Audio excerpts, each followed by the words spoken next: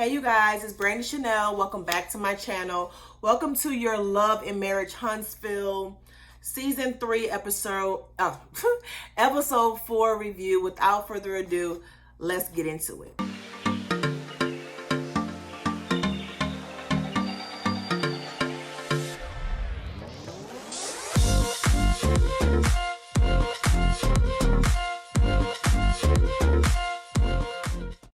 Okay, you guys, so we are at Destiny's birthday brunch, and we are back when Tiffany is talking about LeBaric.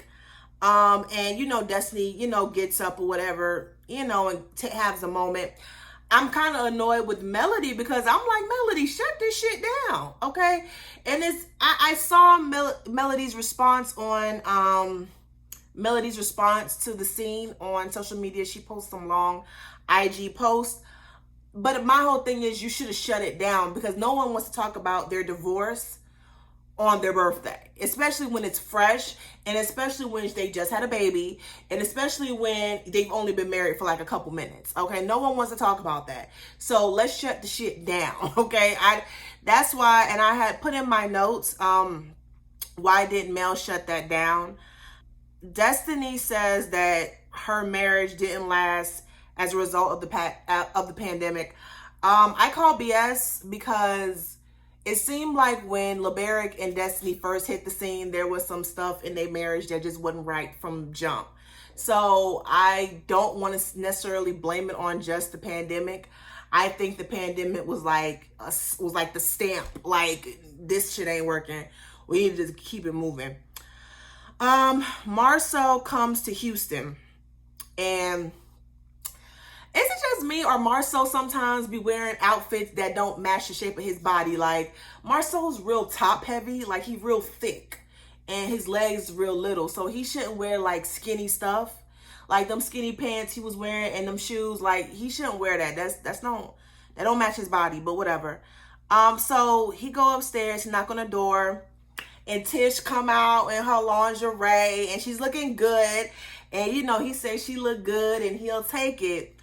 But then they go in there, she drinking champagne and looking all good, and she looked like she's smelling good, and she, just looking real pretty. And he talks about business, and I was like, And to me, I don't want to make it seem like something is off, but something is off, because there's no way. I know this is a business meeting. However, you can take a couple minutes to get it popping, because Marcel was old. He looked like he about in his 40s, so he can only last but a couple minutes. That's what he gives me. He can only last a couple minutes, and it's all missionary, no other positions.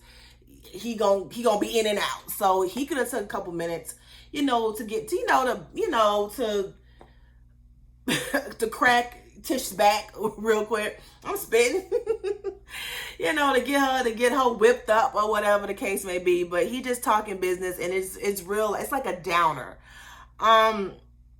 Tish says she hired a image consultant, and Marcel wants to call her stylist for a budget.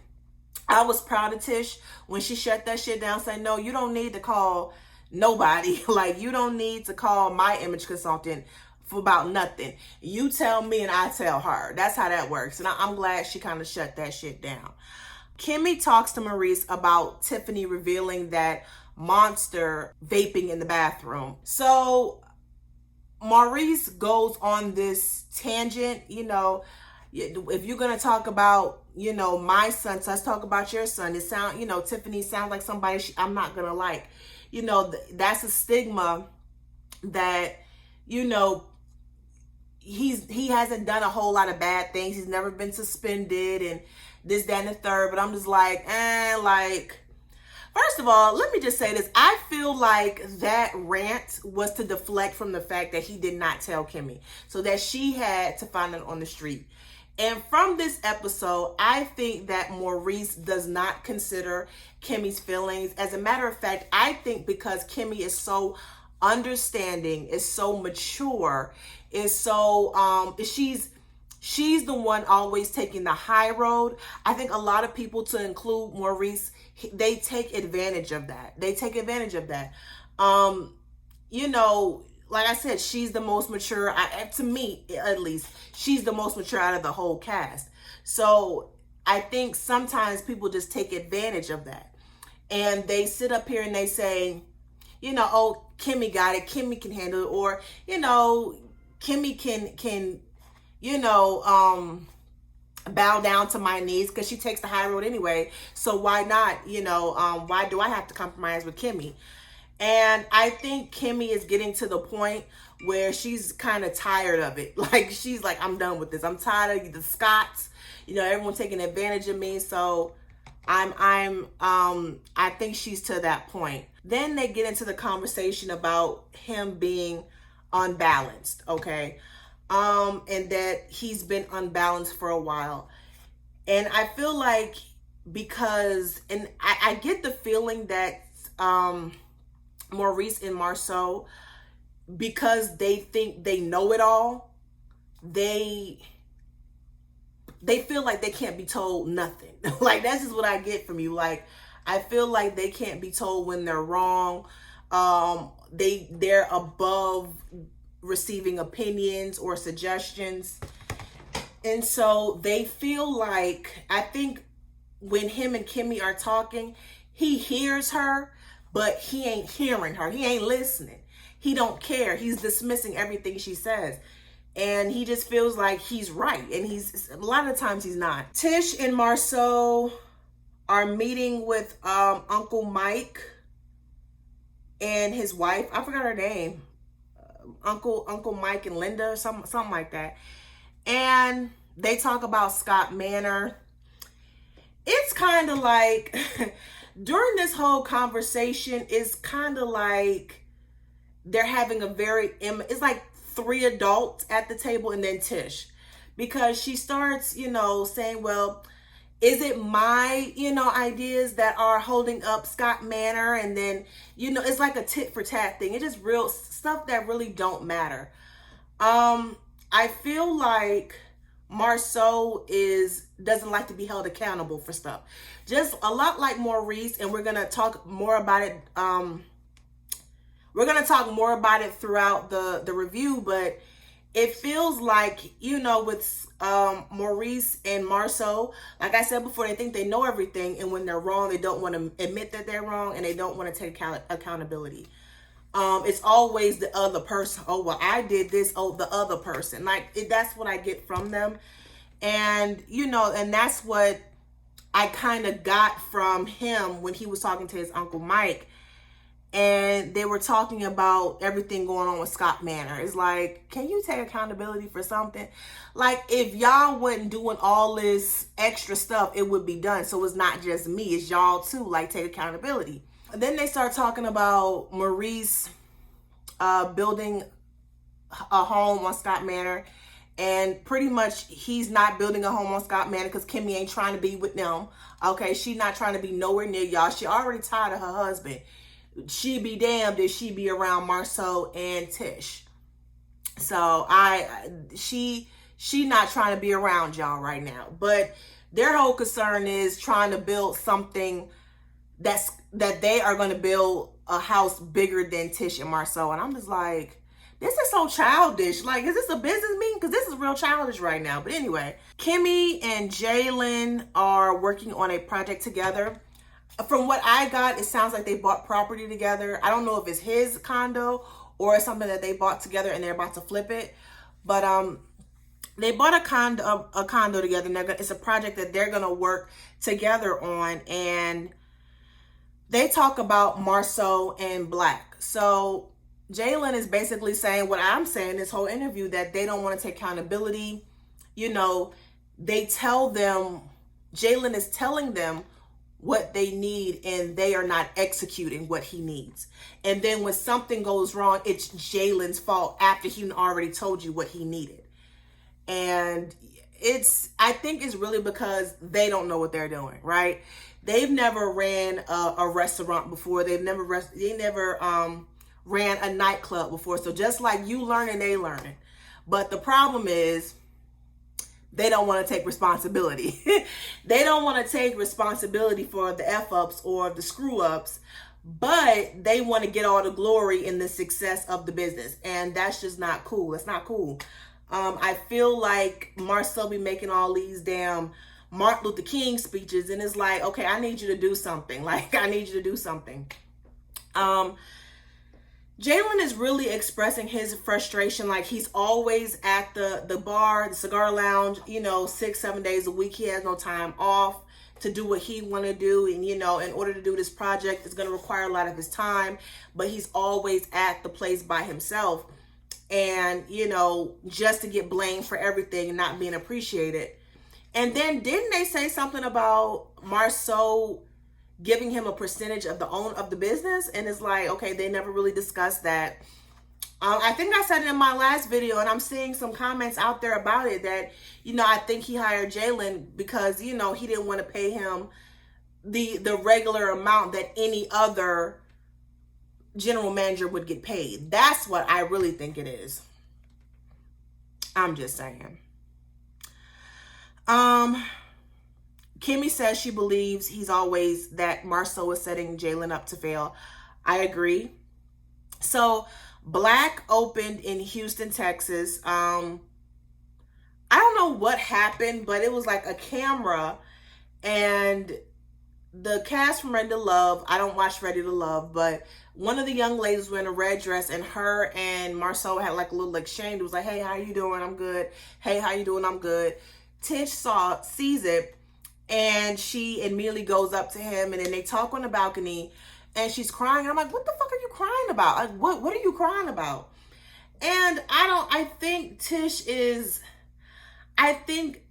that Tish is like, okay, I'm not being appreciated.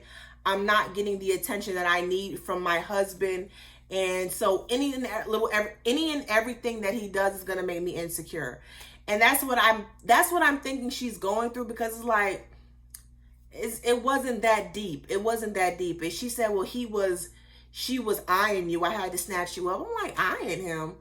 Girl, Marceau is not that fine. Like, he aight. Okay, he aight. But he don't look that damn good. He don't.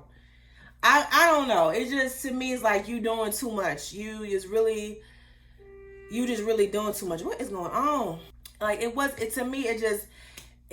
that deep for her to be crying, and just, I would have put on a brave front, because at the end of the day, y'all, they're about business. Okay. So I would have put on a brave little front, and if it bothered me that much, I would have we could talk about it back in the hotel room. This ain't the time nor place to be getting emotional. Okay, so Kimmy and Maurice are going to meet Kiki, girl. We're going to call her Kiki, okay, because I can't never get her name right. We're going to call her Kiki, right? And she and her husband are coming to meet up with Maurice and Kimmy to talk about Monster. Now, they get there, and they're talking about the relationship between Kimmy and Kiki. Okay. And Maurice, for whatever reason, thinks that he fostered the relationship. And Kimmy has let him know, no, bitch, you didn't. You didn't foster any relationship, and you're still not fostering the relationship, because you don't even include your wife in the conversations between you and your ex-wife. You don't do that. You pretty much, because you wanted your son, you pretty much just gave that woman what she wanted. Kiki, you gave her whatever she wanted, and pretty much disrespected Kimmy. And Kimmy, I don't know, Kimmy can be a little too I love Kimmy. Kimmy is my favorite person on the cast. Don't get me wrong. I stan Kimmy, okay? But sometimes I think she's a little bit too understanding, to the point where people just taking advantage of her. And I think Maurice I think he does that. She's not going to let Tish do it. She's not going to let Mel do it. She's not going to let Marceau do it. But she is going to but I feel like when it comes to her husband, she's a little too understanding. Even in a conversation earlier in the episode, where she's basically saying, I pretty much just come to the conclusion that I'm not included in anything. And I'm like, well, that's not okay. That's not okay that he's not including you, because he's not including you. But then when he's not able to show up in certain areas, he's expecting you to pick it up. And that's not fair, because when you need something from him, he don't want to show up. Just like right now, y'all are supposed to be meeting with Kiki and her husband, and he has a meeting. To me, it's like, okay, why did you schedule this the same day as your meeting? Why didn't you either reschedule the meeting or reschedule this outing? Like, why didn't you? And it's kind of like you were very inconsiderate, very selfish, and you want Kimmy to sit up here and go through all of this, but yet she can't speak when it comes to you, Monster, and Kiki. You don't want her included in none of that, but when you're not there, she can speak on this part because you're not able to make it. She can't make any suggestions. She can't give you advice on how to balance your home life and your work life. But when you don't show up, she can do all the leftovers, all the little stuff. It was very inconsiderate. And I was kind of mad with Kimmy. Not mad at Kimmy, but I was like, Kimmy, when he would have got up, I would have got up. Okay, I would have been like, ma'am, can you wrap this up? I'm about to go. Because when he would have left, I would have left. As a matter of fact, I would have wrapped my food up and his shit would have still been sitting there.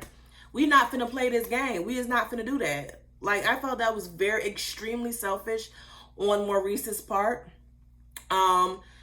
If he couldn't, and to me it's like, it's including your son. Monster is your child, okay?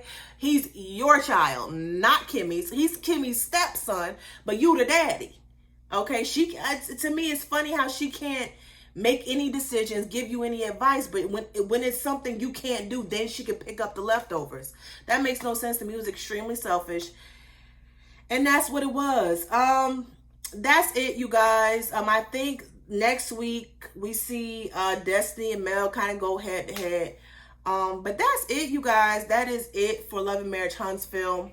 Let me know how you guys feel about this episode down below. Don't forget to like, share, comment, and subscribe.